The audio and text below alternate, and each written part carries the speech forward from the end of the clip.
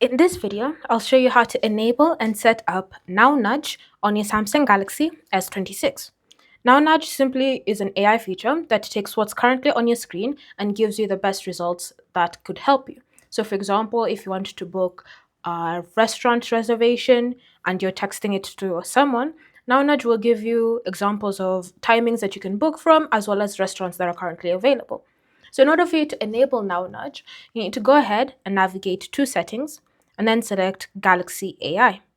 From here, scroll down until you find Now Nudge and select it, and then just tap on the toggle at the top to enable it.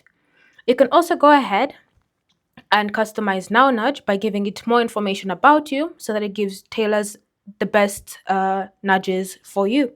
So you can tap on recall information you need, and then select manage personal data, verify your identity, and then you can give your data such as your email address, passport information, pests, and interests so that it gives you the best guidance whenever it comes to something that you need help with.